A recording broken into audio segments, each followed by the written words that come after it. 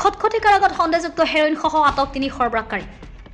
বুধবাৰে সন্ধিয়া প্ৰায় 5 মান বজাত এক গোপন খবৰ ভিত্তিত ডিমাপুৰৰ পৰা কাৰাগাঁও দিশে আহি থকা 3জন যুৱকক সন্দেহযুক্ত হেৰইন সহ আটক কৰিবলৈ সক্ষম হয়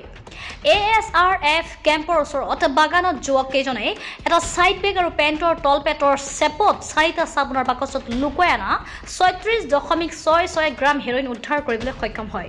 ধৃত যুৱক কেইজন ক্ৰমে নাগালেণ্ড মন জিলাৰ সম্ফায়ু পাইৱাং কইনাক পাঠা কইনাক আৰু আকাই কইনাক বুলি চিনাক্ত কৰা হৈছে